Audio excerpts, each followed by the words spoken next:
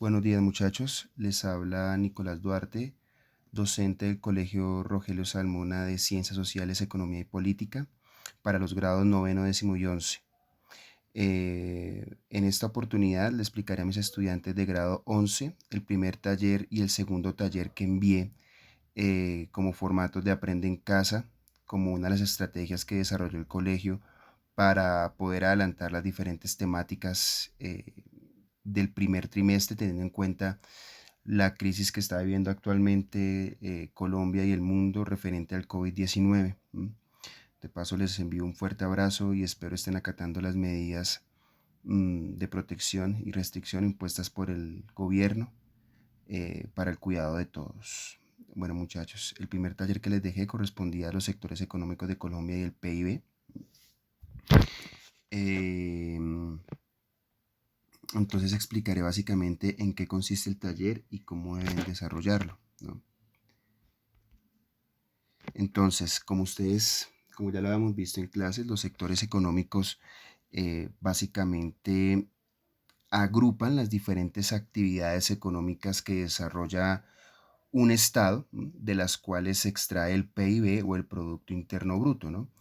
Tenemos diferentes autores que nos dicen que existen tres, cuatro, hasta cinco sectores económicos, pero pues digamos que en base o en esencia como tal para determinar la cantidad de capital o de producción que genera un país trimestralmente o anualmente, siempre analizamos los tres sectores económicos, los primeros tres sectores económicos, que es el sector primario, el sector secundario y el sector terciario, ¿no? Como ya lo hemos visto, el sector primario es el sector básicamente donde se aprovecha la naturaleza, la tierra y las materias primas que nos ofrece, digamos que el exterior, la naturaleza como tal. Entonces, dentro del sector primario vamos a encontrar actividades económicas tales como la agricultura, que es el aprovechamiento de la tierra, que en el caso colombiano pues tiene, digamos que o aporta, digamos que en buena medida al desarrollo del Producto Interno Bruto, ¿sí? Teniendo en cuenta que somos un país netamente agrícola, que contamos con una gran cantidad de pisos térmicos y por ende contamos con una gran cantidad de cultivos y de cosechas al año, cosa la cual en otros países de latitudes más hacia el norte o más hacia el sur no cuenta. Bueno, también encontramos la ganadería, que es el aprovechamiento de los animales o de los recursos que nos ofrecen los animales. En Colombia también tenemos un alto aprovechamiento del ganado, principalmente en los llanos orientales, en departamentos como el Meta, el Casanare o el Bichada, o en el norte del país, en departamentos como el Cesar. Sin embargo, en departamentos andinos como Boyacá o Cundinamarca también vemos aprovechamiento de diferentes tipos de ganado, ¿no? Encontramos también la pesca, ¿sí? Teniendo en cuenta pues que somos el único país de Sudamérica que tiene costas tanto en el Mar Caribe como en el Océano Pacífico, pues tenemos una gran cantidad de producción pesquera. Y aparte tenemos una muy buena fuente hidrográfica, somos uno de los países con una mayor cantidad de ríos en el mundo, por ende pues también digamos que esta producción es importante en el análisis del PIB. Eh, la minería también digamos que hace parte importante de la extracción natural de ese sector primario. Y por último, la extracción de materias primas, como por ejemplo la madera, que en el caso colombiano se extrae principalmente de la zona andina y del Amazonas, ¿no? Entonces, como les había comentado, el sector primario en Colombia, pues básicamente o está principalmente basado en lo que es la agricultura. Tengamos en cuenta que hay dos tipos de agricultura, que es la agricultura mecanizada y la agricultura tradicional. La agricultura mecanizada es la que se industrializa, ¿no? Y de una u otra forma se hace de una forma mucho más técnica, de una, digamos que con una industria avanzada, mientras que la agricultura tradicional, que es la más frecuente en el caso colombiano, se ve, es más del campesino común o del campesino independiente. Por otro lado tenemos la ganadería, que como ya les había explicado en el caso colombiano se da principalmente en los llanos orientales, que son departamentos netamente ganaderos. De los llanos orientales se extrae la mayor parte de las carnes, sí, de las carnes y de los productos derivados de los animales a otros sectores de la nación e incluso para exportación, ¿no?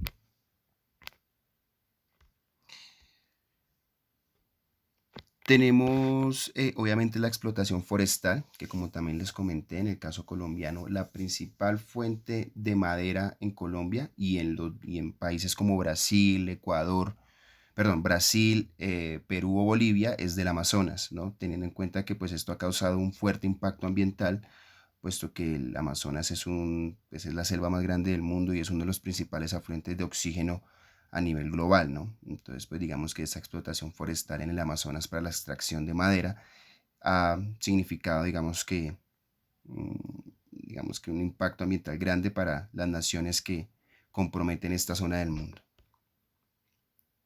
La pesca, como les había comentado, digamos que tenemos el Océano Pacífico al occidente y tenemos el Mar Caribe al norte, aparte de tener una gran cantidad de fuentes hídricas, principalmente el río Magdalena, el río Cauca, el río Orinoco. Digamos que esto nos hace ser, digamos que potencia también a nivel pesquero. En el sector primario en Colombia también encontramos la minería. En la minería incluimos el carbón, ¿sí? Colombia tiene una de las minas más grandes de carbón en el mundo que se encuentra en el departamento de La Guajira, que es la mina del Cerrejón, ¿no? También se puede ver, digamos, que la explotación esmeraldera en departamentos como el Boyacá en mayor parte y en menor medida en departamentos como el Tolima y el Huila, ¿no? Pero pues tengamos en cuenta que Colombia es uno de los principales exportadores de esmeraldas en el mundo. En la cuestión del petróleo también, gran parte del petróleo se extrae en Colombia, en Barranca Bermeja, en Casanare, en zonas del Putumayo y del Huila también hay extracción de petróleo, aunque somos exportadores de petróleo, no somos una potencia pues en la exportación de este producto, ¿no? Nuestro principal afluente de recursos hasta el momento siempre ha sido la tierra y el sector agrícola. En el sector secundario es aquel sector que comprende todas las actividades que tienen que ver con la industrialización, es decir, con la transformación de materias primas en productos manufacturados. Básicamente el sector secundario se encarga de transformar en productos todos aquellos productos que salen del sector primario. Entonces, el sector secundario en Colombia, pues es de primer nivel. Nosotros no tenemos un sector secundario muy desarrollado, no tenemos un sector secundario basado en la tecnología sí, digamos que en la exportación de productos muy complejos, sino que nuestra industria es principalmente alimentaria y textil.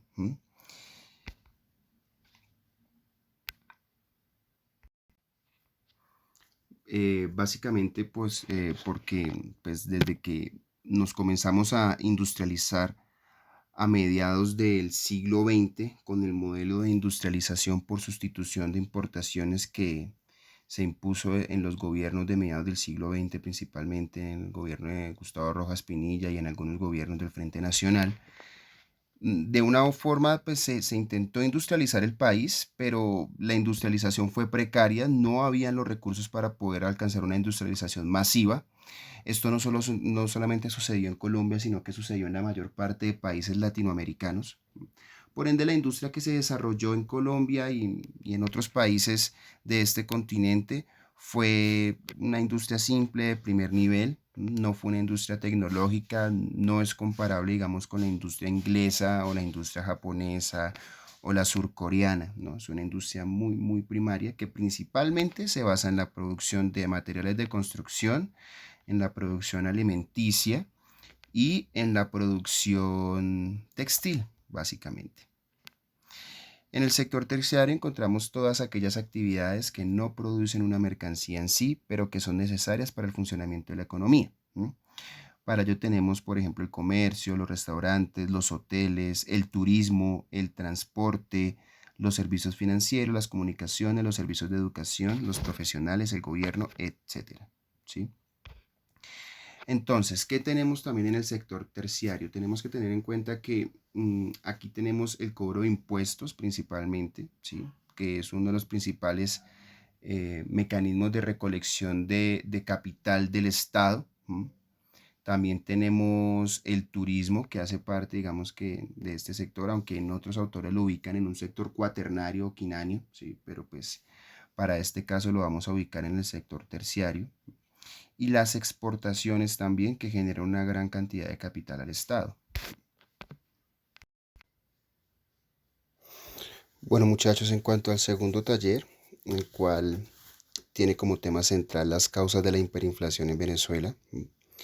Acá en pantalla les estoy exponiendo el taller que les dejé, donde se explican principalmente 5 causas de lo que se considera, bueno, 5 causas de lo que es la hiperinflación en Venezuela, ¿no? Tenemos la primera, que es el asistencialismo, la segunda es la caída del precio del petróleo, la cuarta es atentar contra instituciones democráticas y la quinta es crisis en las relaciones diplomáticas. Entonces, rápidamente, cuando hablamos de asistencialismo, muchachos, estamos hablando de un paternalismo extremo del Estado para con el pueblo. Es decir, eh, cuando Hugo Chávez subió al poder, digamos que brindó una gran cantidad de beneficios al pueblo, principalmente a las clases menos favorecidas, con el fin de ganar no solamente, digamos que adeptos a su partido y votantes en próximas elecciones, sino que también se va a convertir en Chávez como un caudillo, ¿no? Pero esto va, digamos que va a ser una persona muy querida por las clases bajas de Venezuela, pero también va a causar, digamos que una gran cantidad de perjuicios económicos, puesto que las personas van a tender a generar una cultura del subsidio, y no van a tender al emprendimiento o a la creación de empresa privada o a la creación de una u otra forma de capital, ¿sí? Entonces, esta va a ser una de las principales causas. Seguidamente tenemos la caída del precio del petróleo, como en algún momento lo discutimos en clase, desde que Chávez subió al poder, pues la economía venezolana se convirtió a una monoproducción, ¿sí? En la cual toda su economía dependía de un único producto de exportación, que era el petróleo, pues teniendo en cuenta que Venezuela es el mayor productor de petróleo a nivel mundial y aparte genera uno de los petróleos de mejor calidad, por ende es un poco más costoso. Sin embargo, pues en el momento en el que subió Chávez, pues el barril del dólar, el barril de petróleo, perdón, se cotizaba a más de $100, ¿sí? Hoy día, por ejemplo, el barril de petróleo está a entre 30 y $40 al día, ¿sí? Esto también ha generado una crisis porque al ser un país monoexportador, y no enfocar su economía a otros productos como la agricultura o la industria, sino que solamente se dedicó a la explotación y a la exportación de petróleo, pues obviamente en el momento en el que el petróleo empezara a descender su precio, pues esto iba a conducir a una crisis generalizada en Europa, en Venezuela. Ujú.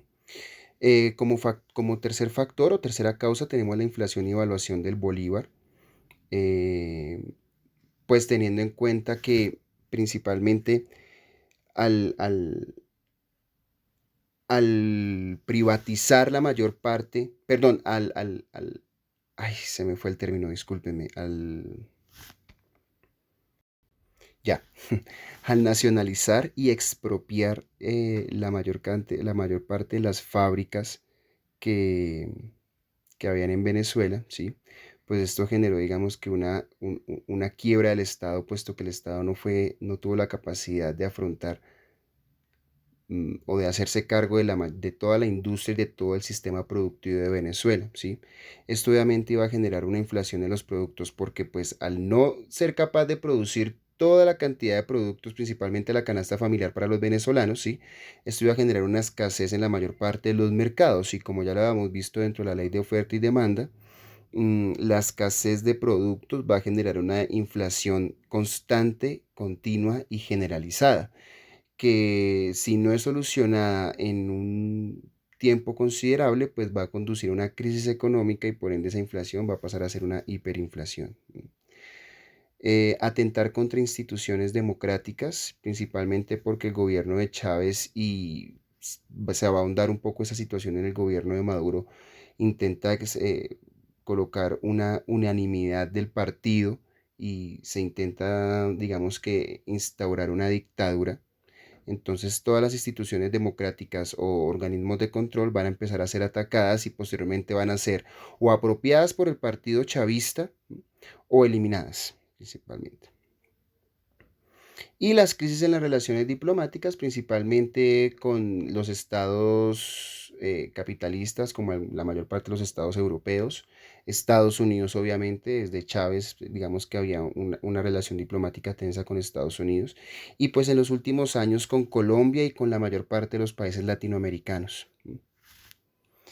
Listo, muchachos. Digamos que este sería mi video explicativo de los dos talleres. Cualquier pregunta que ustedes tengan, con mucho gusto por Genosoft la estaré solucionando. Que tengan una excelente tarde. Dios los bendiga.